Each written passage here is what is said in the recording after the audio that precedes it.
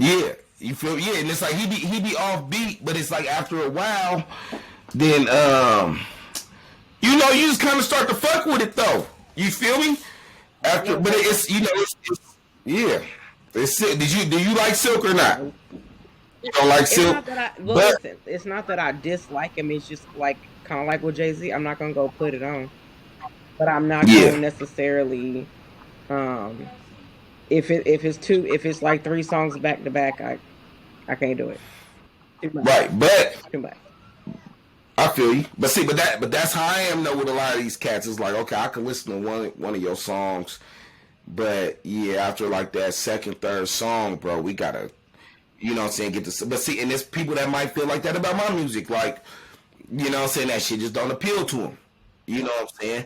And it be like that. But it ain't nothing. It's nothing personal. It's just how it is. Like it's music. It's a vibration. If your vibration don't catch me, it don't mean that you're a bad person or that I think that nothing bad about you. It just didn't catch me. You know what I'm saying? There's certain movies and shows that we watch that some people like, some people don't.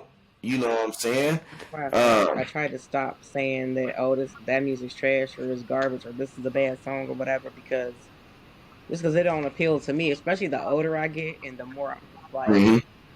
I'm starting to have them old folks moments like, what are you lit? You like this can't be music. Like I'm trying not to do that, especially to my kids because Yeah. I mean I didn't have to go through that with my mom because our mom's generation, our music was sampling what they grew up on. So a lot they was I listen to all that yeah. shit. My mom was like, what is it? She'd be like, you know where they got this from. So that's how I learned a lot of who sampled what. My mom being like, you know where that song came. You know where they got that sample from. Mm-hmm. But so I try not to do that because, like you said, it appeals to somebody. Like the whole this blueface movement, I don't understand it, but there's Mm-hmm. a group of people who clearly like it and listen to it. So it's for somebody. So it's not trash to everybody, but it's just not. Right. I, With him, I feel like this. Like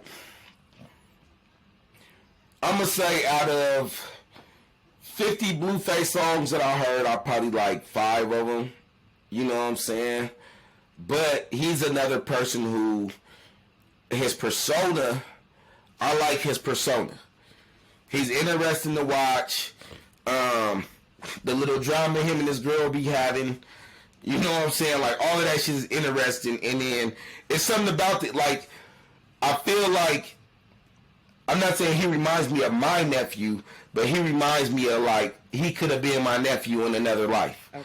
And so I still want to see him win because I like his persona. But I feel you though, it's not. And I'm not knocking him. Like if he called my phone right now and say, Ted, I need you on some, I'm gonna jump on that. But you know what I'm saying? I feel the same way though. It's just saying like, it don't all the way appeal. But I think sometimes it's just I think sometimes it's the person's energy and then like just popularity. Like we from a small town. You know what I'm saying? And like what I notice out, not to get too deep into Portland Okay. politics, but what I notice out here is it could be somebody that makes something that's dope, like hard, Hmm. but they might not be in the right social circle. Right. Some motherfuckers either gonna act like they don't hear it or whatever, but then it might be somebody that is in the right social circle, and then everybody, oh that's tight, that's dope, and then you listen to it and be like, we listen to the same Right. shit, but you don't want to say nothing because we in such a small market. Motherfuckers take that shit personal. You know what I'm saying? But I feel like sometimes I don't know how. I feel like sometimes people they'll hype something up Hmm. and then like not even really listen to it or not even really like it or hype it up because of who put it out. So if the right person put it out, oh yeah, that's the shit. You know what I'm saying? But then MC Nobody, who I'm saying, up over here, got some dope shit, but because they not in the right social circle, Hmm. the motherfuckers either might not even give it a chance or skim over it. You know what I'm saying? Yeah, no, if I shared it or I'm saying go listen to it, I really actually listen to that. I can't be Yeah. like, oh, I'm telling you, hey, hey, cousin, go listen to this song my friend did, and I ain't listened to it, and you gonna listen to it. Like, why would you do that? Why would you send me? I, I'm gonna be honest. Everything I'm not gonna say everything, but everything that I can catch that comes out of Portland, Mhm. whether it's a person who I know, don't know, if it's a person that I like, don't like, I listen to motherfucking Mhm. shit. Whether they realize it or not. Yeah. I listen to damn near everybody's shit just to see what they own and just to make sure, like, if a motherfucker's coming with it, I want to make sure that my shit is just as good or better, up to par, not like trying to outdo him, but like, if homie up the street is coming like Yeah. that, I gotta motherfucking step my shit Gotta up. be You know what I'm saying? motivated. Right, gotta be motivated, but then it be some shit, and like I said, I'm not knocking nobody, man, but I listen to everybody's shit, but then it be some shit that it's like, it get hyped, and then you listen, and then it's like, all right, you know what I'm saying? But it's like you don't want to say nothing because if you say something, then they gonna say you're a hater. If you say so then sometimes I just don't. My mom used to say if you ain't got nothing nice to say, just don't say nothing at all.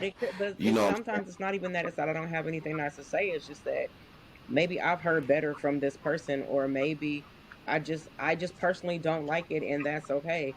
Just because you don't like it, don't mean that you're hating. I don't like corn. I'm not hating on corn. I just don't eat it. You know what I'm saying? Yeah, yeah, But yeah. you That makes can't, in sense. this whole new cancel culture and all this, you can't dislike stuff. It's participation ribbon. At least all the kids they like are getting the participation ribbons. It is politics out Mm-hmm. here are real deep with the popularity, but and that extends beyond music. But the popularity is a big thing. It don't necessarily matter how good you are. Just you gotta be. They gotta. I don't know. You just gotta be someone that they feel like if I attach myself to you somehow, I'm gonna be a part of Mm-hmm. the story for Yep. whatever the reason. So Yeah, I feel that 100%, and I see like I don't know, like I be doing shows and shit, and then like my thing is this, right? Like I don't know, because you got a lot of artists now, and this ain't just Portland, it's a lot of places. hmm There's a lot of artists now, like, where I notice, like, okay, they might got 100,000 streams, million streams, or whatever. hmm But then, like, okay, if a motherfucker got a million streams and they from Portland, like, I'm not saying that Amine is everybody's favorite rapper, but everybody know that Amine song that went hmm up. You yeah, I never knew Amine in the city. right, You know what I'm exactly, saying? But when his song went up, everybody in the town know that yeah, shit, everybody, right? But then it'll be cats that might got a million streams, but everybody don't know that shit. So it's like, I don't know. It's like, so is this shit tight, or is it like, I don't know. Like, I think sometimes people surround themselves with yes men, hmm and then, like you said, depending on who they are or their status, the motherfuckers want to attach themselves and then just kind of hang on to that. But it ain't no knock to nobody because I like to hear motherfuckers make music. And then I feel like this, like you said, it might not be that I don't like the artist. I just think that they might have came better before, and that's kind of what I was saying at the beginning of the show. Is like I like these guys, but I like some of the other stuff they did a little bit better than this. You know what I'm saying? So how I be feeling is like if you make one good song, because that's really all it take. Like I just seen a commercial with Chameleonaire, you know that Riding Dirty. hmm That shit still going right, up. right, Good. I mean, he had more than that yeah. song, but You only one need good one. song. Mm, I don't know what music Chameleonaire made in the last 10 years. neither. I couldn't tell you nothing he made in the last 10 years, but that one song is still going up. So that one song it puts him boom. Just like I guess I'm kind of flipping around, but it's kind of like the one hit wonder thing. Remember that cat Mims? This is why I'm hot. Yeah, did not remember That was but I know the song though. That was a cut, right? I don't know what Mims did. I think I heard one other song after that, and it didn't hit as hard. But if somebody asked me about Mims, I'm saying, yeah, he hard. He got the This Is Why I'm Hot. But the new shit he got, I can't say if I like it or not because I haven't been listening to him, keeping up with him. But I might not like the new stuff. But This Is Why I'm Hot is hard. Yeah. Master P. We was just talking about No Limit. I love No Limit, but once they became like the new No Limit, I really wasn't into what he was doing. But to me, it didn't take nothing away from P. Right. Like he still laid his foundation. He still laid his staple down. And so once, like I said, once you put your stamp down, you know, then and you can move a motherfucker. It just take one good song. Now, if you can make multiple, then you get more respect and more love. But I think sometimes it's just motherfuckers being able to. I'm gonna go back to just saying being able to mature with their audience, like because you might make something that's tight. Like I grew up on Snoop.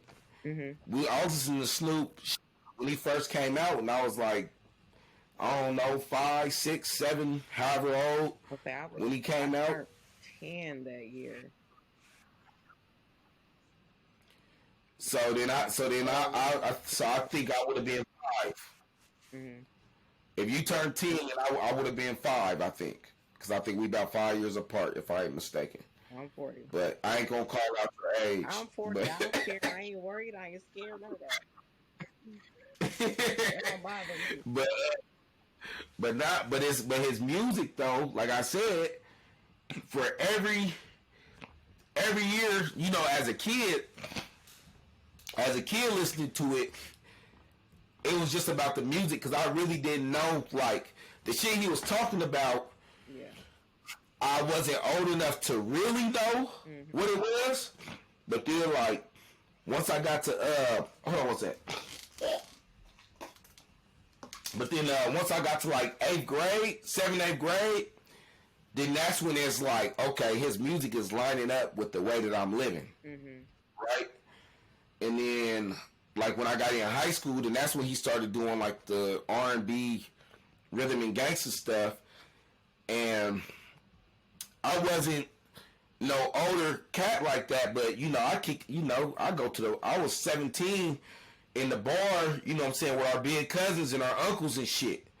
You feel me? So I'm vibing with them. Yeah. You feel me? I'm 17 in the bar with 25, 30, 35, 40, 50-year-olds.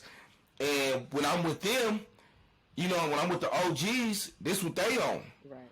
You know what I'm saying? Or,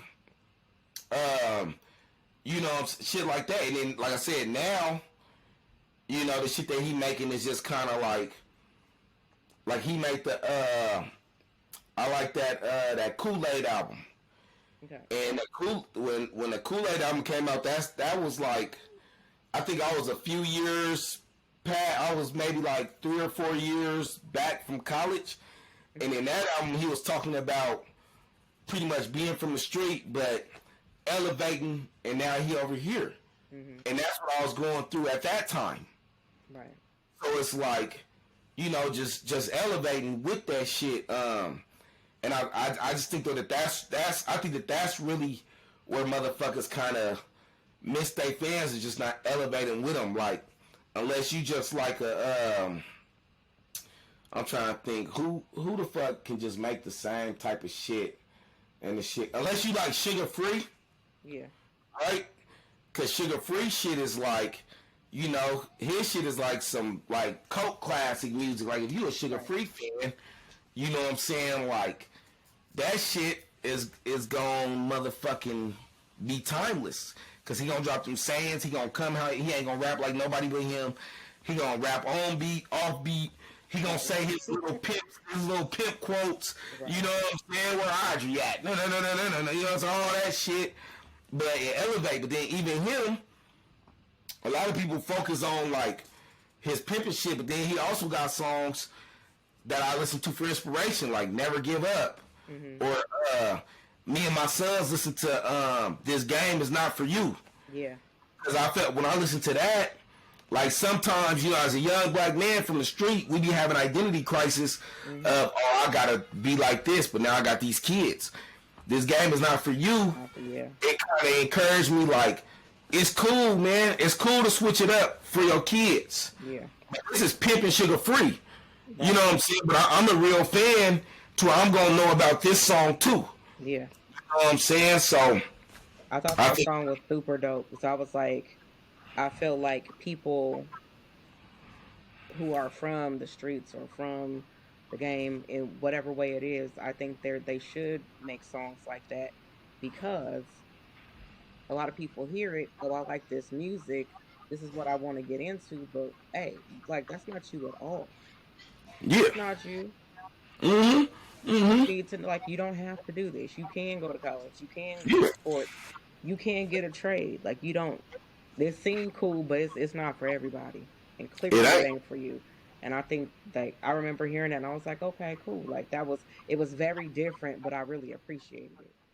Yeah, I appreciate it like a motherfucker because I don't know. It's like he's speaking to. I feel like so many artists they only want to push one narrative, and I think sometimes that kind of sets up the people that's not really in it. It kind of set them up for failure because they look like we listen to music religiously, like that's like our Bible. That's what we living by nowadays. You know what I'm saying? And so if a motherfucker saying do this, like for instance, like the last couple sessions we had discussions about Gunna. I don't know a lot of Gunna music, but from what I hear, it's like the shit that he be saying is along one way. But then when shit hit the fan for him, he did something totally opposite. Okay. You know what I'm saying? And so it's like I think that sometimes when the artist is able to switch it up and like, because even on that same album with Sugar Free, he still got songs talking about pimping and shit, but it's from like an OG perspective of like this is where I've been and this is where I'm at, but it's telling it in a way of like he got a line. It could be you burying your own kids. It could be you doing life in the pen. I got homies. I feel like I'm not that old, but I got homies that done buried their kids. You know what I'm saying? In the past couple of years, their kids done got killed. Yeah. Or I got shit. We got some loved ones right now facing the L right now. Yeah. You know what I'm saying? And when I talk to these cats, and they attitude towards me is like, you know what I'm saying? When I talk to Cutting Trees, he's like, keep doing what you're doing. You know what I'm saying? Because I would love to be where you at, and you know what I'm saying? Like, it's like, yeah, you could prove something to these motherfuckers, but you could prove something to your babies too. Right. You know what I'm saying? So then we ain't keeping up a cycle of, you know, I got a few partners. I got maybe 2 or 3 partners that I grew up with, and they daddies was gangbangers or street cats or whatever. You know what I'm saying? And then they spent their life kind of trying to like emulate, keep up with the name, but then they ended up beating their fathers or uncles or whoever they was looking up to. They ended up beating them to the grave. Yeah. You know what I'm saying? And I felt like that's kind of like what Sugar Free was saying. It's like the example that you set, like, you know what I'm saying? I really don't preach none of, like, my kids don't really know nothing about, like, the gang life or none of that shit. You know what I'm saying? None of no street life. My kids don't know nothing about none of it. Yeah, like they know that it's out there and they hear a little bit in music, but like, you know, I don't really take them around it and shit. But you know, but that's for me though. That's cool. Like, I might take a hit socially. You know what I'm saying? Because oh, Ted don't do this no more. Ted don't do that no more, or whatever. But that's cool because, you know what I'm saying, I'm with these little motherfuckers every day. And then when they get older, when they get older, I don't want them to be like, oh, well, my dad did this, so I feel like it's only right that I got to do it. Like, right.